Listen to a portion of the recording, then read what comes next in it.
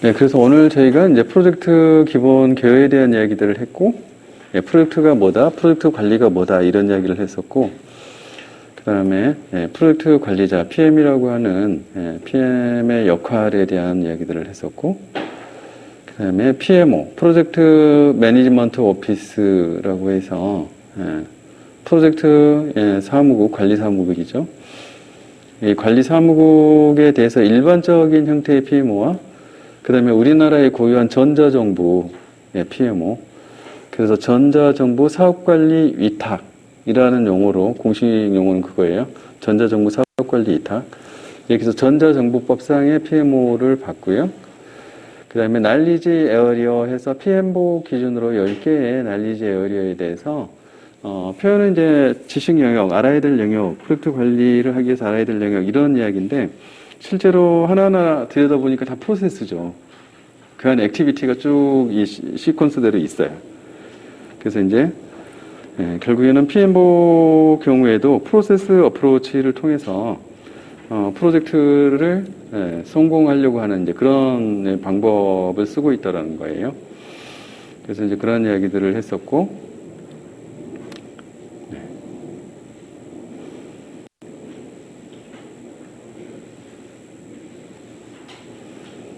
이제 핵심은 지금 이 그림에 있는 거죠. 네. 그래서 이제 이 그림이 머릿속에 딱 들어가 있고, 통합관리, 전체 프로세스 영역에 대해서 실제로 통제하고 조정한다. 그리고 통합 변경을 수행한다. 그리고 저거는 PM의 핵심 논리다. 그런 거고. 그 다음에 위험관리.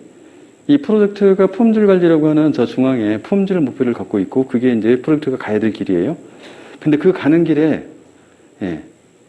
그거를 방해하는 많은 불확실성들이 존재한다.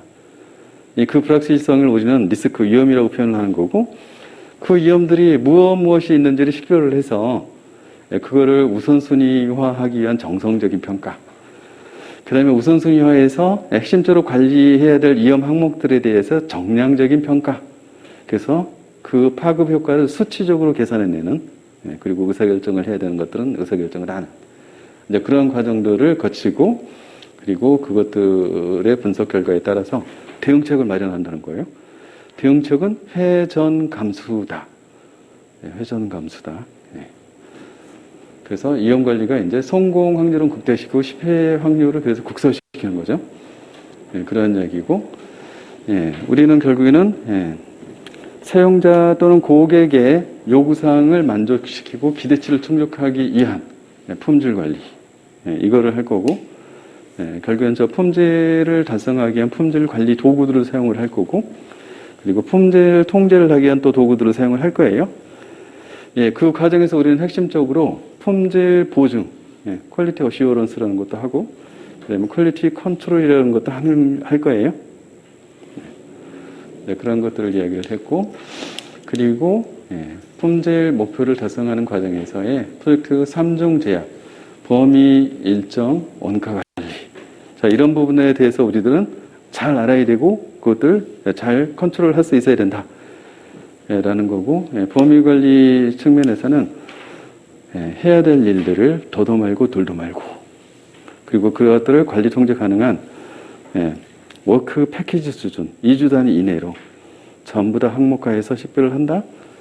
그리고 그것들을 전부 다 WBS, 워크 브레이크다운 스트럭처 안에 담는다. 이 워크 브레이크다운 스트럭처를 가지고 해야 될 일들에 대한 기본적인 베이스라인을 까는 거예요. 그래서 그것들이 범위의 베이스라인이 되면 그 다음부터는 바꾸는 것은 전부 다 변경 통제를 받아야 돼요. 바꾸면 무조건 바꿀 수 있는 게 아니라는 거예요. 변경 통제를 받아야 된다. 그리고 이러한 범위들을 수행하기 위한 액티비티들을 일정 관리라고 하는 이런 타스크에서 수행을 할 거예요. 그래서 실제로 액티비티 항목들을 전부 다 식별을 하고 그 활동 간의 관계성을 분석을 하죠.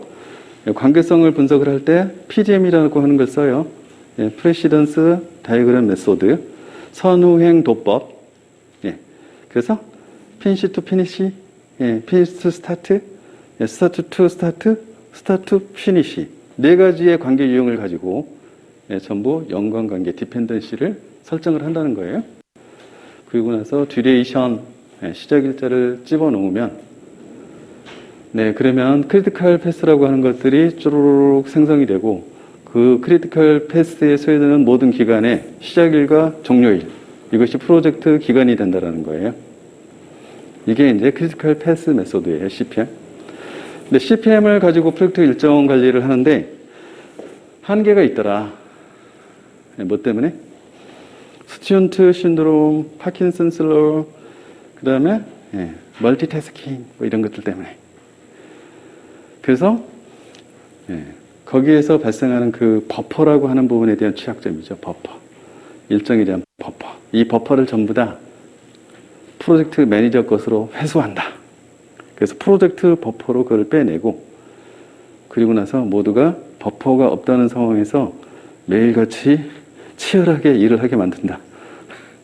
그리고 나서 일정이 모자라요, 자원이 모자라요 그러면 프로젝트 버퍼에서 빼서 조금씩 준다. 자, 이런 방식으로 관리하는 걸 우리가 CCM, 크리티컬 체인 메소드 또는 매니지먼트라고 불렀어요.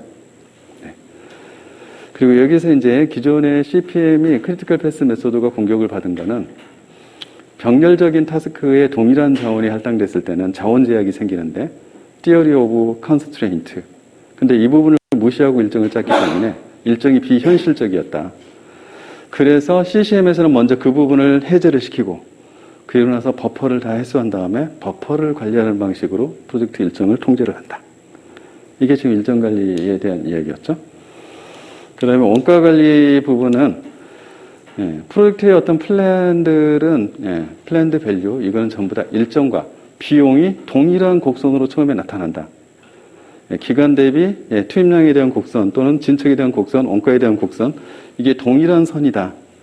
근데 이게 실제 수행하면서 실제 진척과 그 다음에 실제 투입된 액츄얼 코스트가 달라지게 된다. 근데 이 부분을 통합적인 화폐 가치로 표현하지 않고 별도의 일정 진척률이나 또는 원가 투입률로 보고를 하게 되면 프로젝트 관리가 제대로 될 수 없다. 그래서 애초에 하나의 동일한 화폐 가치를 표현할 수 있었던 그 방식으로 PV, 그 다음에 earned value, EV, 그 다음에 actual cost 이 개념을 가지고 화폐 가치로 전부 컨버전을 시킨다. 그렇게 관리하는 방법을 우리가 EVM이라고 부른다. 라는 거예요. 그렇게 해서 화폐 가치로 프로젝트의 상태가 어떠한지를 분석을 하고 그 다음에 미래에 어떠할지 예측을 하고 그 예측을 기반으로 무엇을 통제해야 될지 의사결정을 한다. 라는 게 이제 원가 관리. 그 다음에 하이의 자원 관리. 이 부분은 지금 사람뿐만 아니라 프로젝트에 필요한 장비들, 이런 리소스들을 통합해서 실제로 획득하는 이제 과정이다. 뭐 그럼에도 불구하고 그 자원 중에 가장 핵심적인 자원은 사람이다.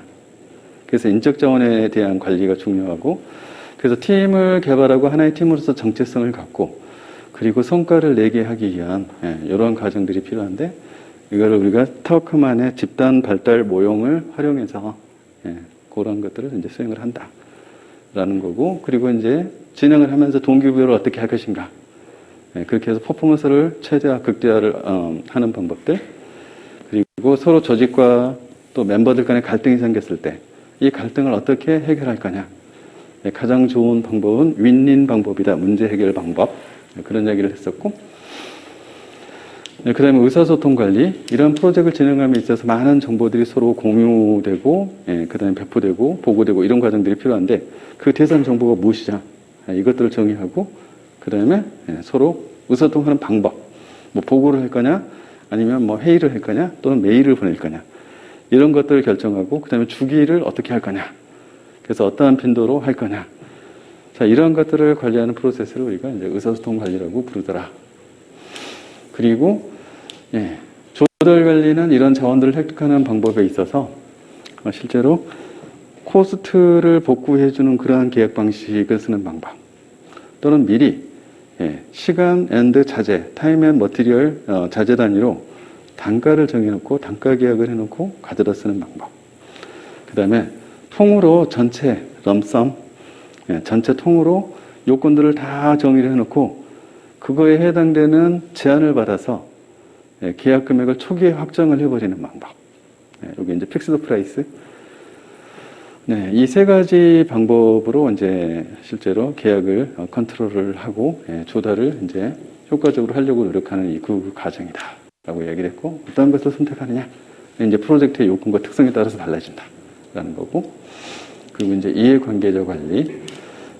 이 과정에서 관여하는 모든 조직과 사람이 이해관계자이다. 근데 이 이해관계자를 식별을 할 때 분석 틀이 필요한데, 그 분석 틀을 우리는 현저성 모델, 셀리언스 모델로 하겠다. 이 셀리언스 모델은 파워, 힘, 그 다음에 실제로 프로젝트의 참여의 합법성, 레지티머시, 그 다음에 실제로 뭘 해달라고 자꾸 요구하는 이런 부분을 우리는 이제 세 번째가 갑자기 머릿속에서 날아갔어요. 어전시라고 하는 거를 가지고 어전시. 그래서 파워, 레지티머시, 어전시 이 세 가지 측면을 가지고 입체적으로 분석을 한다. 그리고 나서 이 분석을 통해서 실제로 프로젝트의 참여의 유형, 결국에는 지원을 할 거냐, 주도를 해줄 거냐, 아니면 저항을 해줄 거냐, 이것들이 지금 이해관계자의 이제 목적에 따라서 달라지는데, 우리가 성공을 하려면 지원과 주도가 필요하다.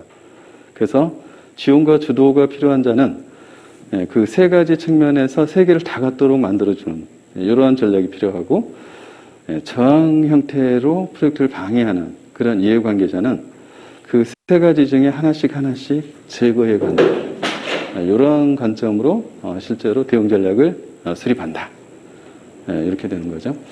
해서 요 이제 전체 틀을 그렇게 가져감으로써 프로젝트 목표를 달성하는, 그래서 성공적인 프로젝트를 수행하는 이러한 틀로서 이제 프로젝트 관리 이 프레임워크를 쓴다라는 거예요. 요약하면 그렇게 되겠죠. 그래서 이제 이렇게 틀을 한번 잡으시고, 이 부분이 이제 IT 거버넌스 관점에서 투자 또는 기획 거버넌스, 그 다음에 실제로 프로젝트 거버넌스, 그 다음에 운영 거버넌스, 이렇게 거버넌스 영역을 나눌 수가 있는데, 실제로 프로젝트 관리는 지금 프로젝트 거버넌스에 해당되는 부분을 해결해 주는 쪽이다. 그래서 프로젝트가 이렇게 실패함으로 인해서 비즈니스에 치명적인 위협을 가하는 것들을 방어하기 위한 그런 효과적인 거버넌스 수단으로 이런 프레임워크들이 쓰인다. 해서 이것과 이제 유사한 모델이 이제 IT 경영에서는 프린스2는 유럽에서 쓰이는 이제 사실상의 표준처럼 작동하는 프로젝트 관리 프레임워크이다라고 말씀을 드렸고, 이제 저희는 주로 북미 거를 지금 쓰고 있는데, 북미 쪽은 지금 PMI에서 만든 PMBOK, PMBOK이다. 이렇게 이제 말씀을 드렸어요. 그래서 이렇게 하면 프로젝트 관리가 좀 정리가 될 거고요. 나중에 프로젝트 관리, 이제 이건 기초 단계고, 응용 단계 교재를 가시면, 저희가 이제 감리 관련된 부분들이 프로젝트를 제3자 관점에서 들여다보는, 여기 이제 전자정부 쪽에 지금 이 감리가 활성화되어 있고, 법으로도 명시가 되어 있잖아요. 그래서 그런 감리들에 대한 내용들을 쭉 볼 거고요. 감리의 뭐 절차라든지, 또는 감리가 주안점을 두는 포인트들, 통제 포인트들, 그리고 그것과 이제 아까 뭐 일정 관리라든지 또는 EV에서 계산 문제들, 이런 게 이제 출제된 게 있어요. 그래서 그 부분에 대한 문제 사례를 실제 풀이를 통해서 좀 그 부분을 쉽게 이렇게 접근할 수 있도록, 이렇게 이제 응용 단계의 과정 과목에서는 강의 구성을 그렇게 해놨어요. 그래서 이제 넥스트 응용 쪽 과정에서 또 한번 프로젝트 관리를 감리 관점과 구체적인 디테일의 계산 관련된 부분들을 해결하는 것으로 이렇게 진행을 하면 될 것 같아요. 네, 이렇게 해서 오늘 과정은 일단 마치도록 하겠습니다. 네, 수고하셨고요. 남은 시간 동안에는 문제지 나누는 것도 풀어야죠. 네. 그래서 시간이 충분하기 때문에 지금 한 15분 정도 쉬셨다가 6시부터 7시 사이에 자유롭게 문제 푸시고 제출하고 가시면 돼요.